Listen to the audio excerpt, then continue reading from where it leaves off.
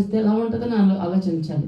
పోనీ ఆ బాధ సంగతి వదిలేని మనకి ఇప్పుడు అదేగా విడుదల లేని పరిస్థితులు మనం ఎన్నో ఫేస్ చేస్తున్నాంగా. ఎన్నో అప్పుల నుంచి విడిపించబడాలని ఉంటుంది, రోగం నుంచి విడిపించబడాలని ఉంటుంది, బంధకాల నుంచి విడిపించబడాలని ఉంటుంది, ఎన్నో పరిస్థితులు సమస్యల నుంచి విడిపించబడాలని ఉంటుంది. కానీ అవ్వదు. నిరీక్షిస్తాం ప్రభా ఎప్పుడైతే కానీ ఆ టైం రావాలి. టైం వచ్చిందనుకో అలాగే నువ్వు నిరీక్షిస్తానే. వాళ్ళు ఎలా వెయిట్ చేశారు, నువ్వు వెయిట్ చేస్తే దేవుడు ఆ సమయాన్ని నిర్ణయించాడు. ప్రతి దానికి ఒక సమయాన్ని ఆయన నిర్ణయించాడు. ఆయనకు ఒక టైం ఉంది.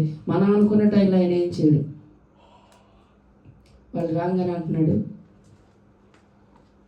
మీరు పిలిపించి ఇశ్రాయేలును లేచి నా ప్రజల మధ్యలో నుండి మీరు వెళ్ళిపోండి. అంతేకాదు మీరు యెహోవాని సేవించండి. ఏ నోటితో మీరు సేవించడానికి వీల్లేదు.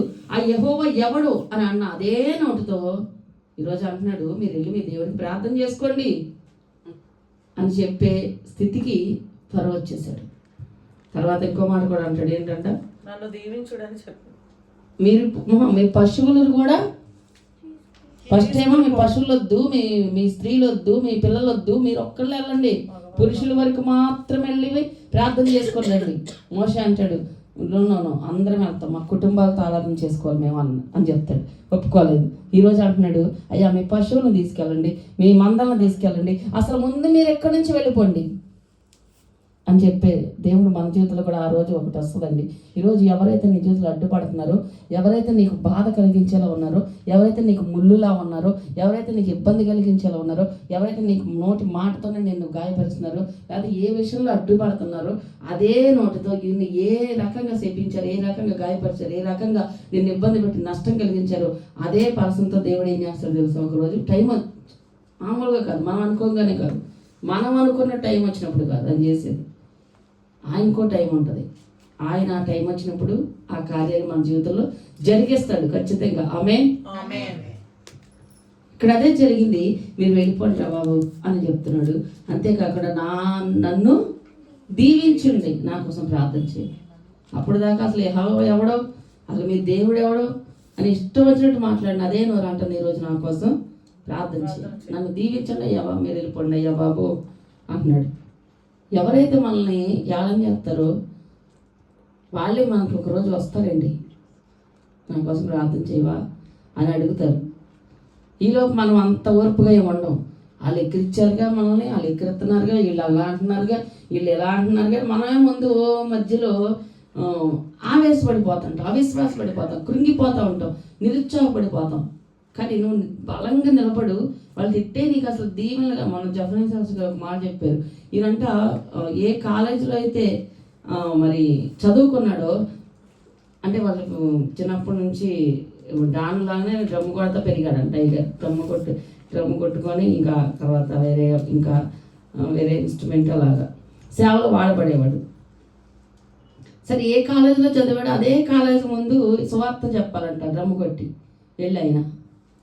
ఆయనకి సిగ్గు అనిపించలేదంట. వాళ్ళ ఫ్రెండ్స్ నవ్వేవాళ్ళంట, వచ్చాడు రైడు ఫలానా అంటే క్యాస్ట్ ఎత్తిపెట్టి మరి లేదా ఇంకా ఎలా మాట్లాడతారో తెలుసుగా ఫ్రెండ్స్ ఈ లోకల్లో ఉన్నవాళ్ళు, హల్లు ఆ బ్యాచ్ ఇలా వచ్చాడు లేడు అని అంటే వీరికంట అవి కాంప్లిమెంట్స్లో అనిపించాయంట. అంటే ప్రభా నీ గురించి ఒక మాట అనిపించుకోవడానికి నాకు భాగ్యం ఇచ్చావు స్తోత్రం అని హ్యాపీగా ఫీల్ అయ్యేవాడంట. అదే పరిస్థితిలో ఇంకొకరు ఉంటే మా ఫ్రెండ్స్ నవ్వారు, బైబిల్ పట్టుకుని వెళ్తున్నానని, మా ఫ్రెండ్స్ చర్చికి వెళ్తాం చూసి నవ్వారు, మా ఫ్రెండ్స్ పాట పాడతాం చూసి నవ్వారు, మా ఫ్రెండ్స్ పరిచయం చేస్తాం చూసి నవ్వారని మానేసేస్తారు. కానీ ఆయన ఈరోజు ఈ స్థాయిలో నేను ఉండడానికి కారణం, దేవుడు నన్ను ఎంత బలంగా వాడుకోవడానికి కారణం, నాకు షుగర్ ఎప్పుడు 400 దాటి ఉంటుంది.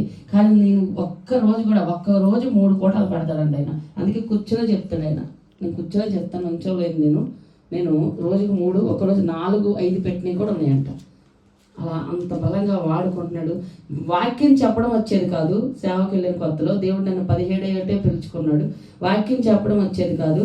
ఒకవేళ వాక్యం రేపు చెప్పాలి అంటే 20 ఆ నైట్ అంతా బైబిల్ తిరగేసేసి ఇన్ని రెఫరెన్స్ రెడీ చేసుకున్నాడంట. అన్ని రెఫరెన్స్లు 1/2 గంటలు అయిపోయాయంట. వాళ్ళేమో పాస్టర్ గారు ఇంకా చెప్పండి పాస్టర్ గారు అనేవాళ్ళు. ఈ రెఫరెన్స్లోనే అయిపోయాయి. ఇంకా నడిపింపు వచ్చేది కదా ఈయనకి, రావట్లే, కొత్త కదా. వెళ్ళి ఏడ్చోడంట, పడి ఎన్ని గంటలు ఏడ్చోడనంట. ఆయన తెల్లారిపోయేదంట. ఒకసారి ప్రభా నాతో మాట్లాడు, నన్ను వాడుకో ప్రభా, ఈరోజు నన్ను వాడుకుంటున్నాడు దేవుడు. నేను అలా సిగ్గుపడలేదు. అదే కాలేజ్ ముందు డ్రమ్ము కొట్టి సువార్త చెప్పేవాడిని. అదే కాలేజ్ ముందు నేను మరి మీటింగ్ పెట్టేవాడిని. అంటే సువార్త మీటింగ్ పెట్టేవాళ్ళం ఒక టీమ్గా మేమంతా వెళ్ళి. నాకేం సిగ్గు లేదు నా ఫ్రెండ్స్ ముందు నేను రోడ్ల మీద డ్రమ్ము కొట్టడానికి. పట్టుకోవడానికి కూడా సిగ్గుపడతారు ఈ రోజున కొంతమంది. డ్రమ్ము పట్టుకోవడానికి, బైబిల్ అందరికి కనిపించేలా పట్టుకోవడానికి. గొప్పళ్ళు ఊరికే ఎవరండి, ఒక టైం వచ్చింది దేవుడు ఆయన ఎంతగా హెచ్చించాడు. ఒక్క పావు గంట కన్నా మించి చెప్పలేకపోతున్నాను అయ్యా వాక్యం అని ఏడ్చేవాడంట. ఈరోజు ఆయన ఎంతసేపు చెప్తాడు కదా సార్, మనకి ఇంకా ఇది వచ్చేసింది తప్ప ఆయనకు అలుపు రాదు. ఖచ్చితంగా గంటన్నర మెసేజ్ చెప్తాడు బోరు కొట్టకుండా. అంత అభిషేకం దేవుడు ఇవ్వడానికి కన్నా ఆ రోజు ఆయన ఏడ్చిన ఏడుపు. వీళ్ళకి కూడా ఒక టైం వచ్చింది. వీళ్ళు కూడా అంతే. ఏ రాజు అయితే నో నో నో నో అన్నాడు, ఏ రోజు అయితే మిమ్మల్ని పంపించినాడు, ఏ రోజు అయితే మీరు వెళ్ళడానికి వీలు అన్నాడు, అదే రాజు వెళ్ళిపోమనే పరిస్థితి వచ్చింది. అదే రాజు వెళ్ళిపో అని చెప్పే టైం వచ్చింది. మన జీవితంలో కూడా మీరు గుర్తుపెట్టుకోండి, నీ జీవితంలో ఏ పరిస్థితుల్లో నీకు వ్యతిరేకతలు ఉన్నాయో తెలియదు. అందరికీ ఒకే సమస్యలు ఉండవు కదా. కానీ ఈ కార్యం చేసిన అదే దేవుడు ఈ రోజుకి ఆయన సజీవుడు. ఈ రోజుకి ఆయన అదే కార్యాలు చేయడానికి సమర్థుడు అని నువ్వు నమ్మితే నువ్వు ఒక్కటే గుర్తుపెట్టుకు, ఎత్తుపట్టి ప్రార్థన చేయి. ప్రభా ఇశ్రాయేలుని ఏ రీతిగా అయితే నో అన్న అదే రాజుతో మీరు వెళ్ళిపోండిరా బాబు అని చేపించావే. ఈరోజు నా జీవితంలో అనేకమైనవి అసాధ్యమైన కార్యాలు నా జీవితంలో ఉన్నాయి. ఈరోజు నువ్వు నా జీవితంలో ఆ టైం వచ్చే వరకు నేను వెయిట్ చేస్తాను, నేను నిరీక్షిస్తానయ్యా. నాకు ఆ ఓర్పు ఇవ్వు, నాకు ఆ సహనం ఇవ్వు, నాకు ఆ విశ్వాసం ఇవ్వు. అయిపోయింది ఇంకా అంతా అయిపోయింది అనుకుని చతికిలు పడిపోతుంటారు, డిప్రెషన్లోకి వెళ్ళిపోతుంటారు. ఇశ్రాయేలు ప్రజలు కూడా వాళ్ళు 400 సంవత్సరాలు నిరీక్షించారండి. 400 సంవత్సరాలు వాళ్ళు కఠినంగా వేధించబడ్డారు. 4 గంటలు భరించలేవు, 4 రోజులు భరించలేవు. ఏదైనా సమస్య వస్తే ఒక సంవత్సరం శ్రమలు శ్రమలు శ్రమలు శ్రమలు ఉంటాయి. అమ్మో ఈ సంవత్సరం అంతా ఇంకా ఇంతే, ఇప్పటికీ మారదు, మాకు దేవుడు మమ్మల్ని వదిలేసాడేమో, మర్చిపోయాడేమో. అవిశ్వాసం.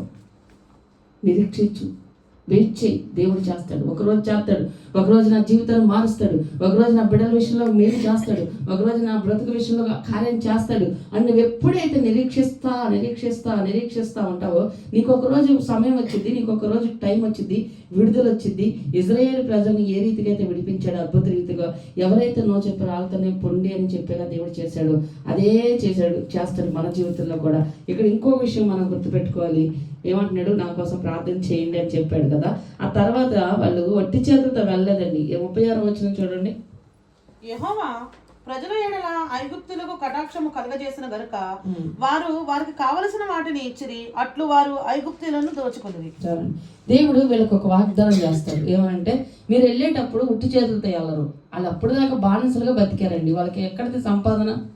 400 సంవత్సరాలు. ఈరోజు ఆ పొద్దు నుంచి సాయంత్రం దాకా కష్టపడితే ఆ కూలి ఇవ్వకపోతే మనకి ఎంత కోపం వచ్చిద్దో, తగ్గించేస్తే ఎంత కోపం వచ్చిద్దో, మన కష్టానికి తగిన ప్రతిఫలం మనకు రాకపోతే ఎంత కోపం వచ్చిద్దో. ఆ ఉద్యోగం మానేస్తాం, ఆ పని మానేస్తాం, ఏదైనా చేస్తాం. కానీ వాళ్ళకి ఏ కూలీ లేదు. 400 సంవత్సరాలు ఏ కూలీ లేదు వాళ్ళకి. ఎట్టి చాకరీ చేశారు. దేవుడు న్యాయవంతుడు కాబట్టి వాళ్ళకు చెప్తాడు, మీరు వెళ్ళిపోయేటప్పుడు ఇప్పుడు దాకా ఈ దేశంలో కష్టపడ్డారు కదా, మీరు ఒట్టి చేతులతో వెళ్ళరు, మీరు ఖచ్చితంగా మీకు మీ చేతుల నిండా తీసుకెళ్తారు బంగారం చెప్పాడు. మరి ఎలా జరిగిద్ది అది ఎలా జరిగిద్ది? ఇస్తారా ఎవరైనా? పిచ్చియే ఎవరు అమ్మ మీది ఏమైనా పిచ్చి నాకు ఉండి పెళ్ళికి వెళ్తుందంటే అది మొన్నే కొన్న సెట్టు అంటారు. దేవుడు కృప, దేవుడు కర్ణిస్తే, దేవుడు కటాక్షిస్తే ఏది ఎవరి దగ్గరైనా పొందుకోవచ్చండి మనం. అందుకు ఉదాహరణే ఇశ్రాయేలు ప్రజలు. ఆ పైన ఒక వచనం ఉందా, చదవండి. 34వ వచనం చదవండి. కాబట్టి అది కాదు, 33 చదవండి. ఐగుప్తీయులు మనమందరము చచ్చిన వారం అనుకుని తమ దేశంలో నుండి ప్రజలను పంపుటకు త్వరపడి వారిని బలవంతము చేసిరి. ప్రజలను పంపుటకు త్వరపడి వారిని బలవంతం చేస్తున్నారు. అక్కడ పరిస్థితి మారిపోయింది. అప్పుడు దాకా వద్దు వద్దని వీళ్ళని బానిసలుగా చేసుకున్న వీళ్ళే మీరు వెళ్ళిపోతే బాగుండ్రా, మాకు చాలు, మాకు అన్న పరిస్థితికి దేవుడు తీసుకొచ్చేసాడు ఆమె. ఇప్పుడు వాళ్ళు బలవంతం చేస్తున్నారు, మరి మీరు వెళ్ళిపోండిరా, ముందు మా జీవితంలో ఇంకే నష్టం జరిగిద్దో, ఇంకా మా దేశంలో ఇంకేనే జరుగుతాయో, ఇక ముందు మీరు వెళ్ళిపోండి అని అన్నప్పుడు వాళ్ళు ఏం అడిగినా ఇస్తారు. ఇక అది అక్కడ పరిస్థితి. మామూలుగా అయితే అడిగితే ఇస్తారా? ఇవ్వరు కదా. ఇప్పుడు వీళ్ళు వెళ్ళిపోవడానికి వీళ్ళే తోసేస్తున్నారు, బలవంతం చేస్తారు. ముందు వెళ్ళిపోండి బాబు, మా పిల్లలందరూ చచ్చిపోయారు, ముందు వెళ్ళిపోండిరా బాబు, మీరు ఉంటే ఇంకా ఎన్ని నష్టాలు చూస్తాము అని అన్నప్పుడు అప్పుడంట అది వాళ్ళకి టైం వచ్చింది. వాళ్ళు అప్పుడు అడిగారంట, మీ బంగారం ఇవ్వండి అనగానే ఐగుప్తులకు కటాక్షము కలగజేశాడు దేవుడు. వాళ్ళ పక్షంగా, ఇశ్రాయేలు పక్షంగా కటాక్షం కలగజేశాడు కనుక వాళ్ళు అడిగిందల్లా ఇచ్చేశారు. మరి మీరు అవ్వడం కావాలి బాబు, మీకు ఏం కావాలంటే అది తీసుకోండి, ముందు వెళ్ళిపోండి. అది అక్కడ పరిస్థితి. మన జీవితంలో కూడా ఈ అద్భుతం దేవుడు చేయలేడు అంటారా? అంటే మన జీవితంలో ఏది అసాధ్యంగా ఉందో, ఏది అవ్వదనుకున్నామో మనం అనుకుంటే ఇది జరగని పని, వాళ్ళు అసలు ఇట్లాంటివి చెయ్యడం జరగని పని, వాళ్ళ అమ్మో అది అసలు జరగని పని అనుకుంటాం. నిజమే, అది జరగదే. కానీ దేవుడు ఏదైతే అలాంటివి ఉంటాయో అది మార్చగలడండి. అది ఇక్కడ మనం చూస్తున్నాం. వీళ్ళకి పరిస్థితి మారిపోయింది. అప్పటిదాకా వీళ్ళ మొహానికి కనీసం కొంచెం నీళ్లు కూడా పోయలేదు. వాళ్ళు వెట్టి చాకరీ చేస్తుంటే అలిసిపోయి పడిపోతే వాళ్ళని కనీసం మంచినీళ్ళ కోసం వెళ్తుంటే కొరడాలతో కొట్టేవాళ్ళు. మంచినీళ్ళు కూడా తాగకూడదు. వాళ్ళు మొత్తనే ఉండాలి, ఇటుకలు మొత్తనే ఉండాలి, ఆ బళ్ళు లాగుతూనే ఉండాలి ఆ లగేజీ. మనం అయితే మంచినీళ్ళు ఎన్నిసార్లు తాగుతాము, మధ్యలో బ్రేక్లు ఎన్నిసార్లు తీసుకుంటాము. వాడు అక్కడ బ్రేక్ ఇవ్వకపోతే మనకు కోపం వచ్చేది, ఉద్యోగం మానేస్తాం. కానీ వాళ్ళకి ఆ ఛాన్స్ లేదు పాపం. వెట్టి చాకరీ, పొద్దున్న లేచిన దగ్గర నుంచి రాత్రి లేదు, పగలు లేదు, ఒక జీతం లేదు, ఒక బేట లేదు, ఒక ఫలం లేదు, కనీసం తిండి లేదు, కంటి నిండా నిద్ర లేదు.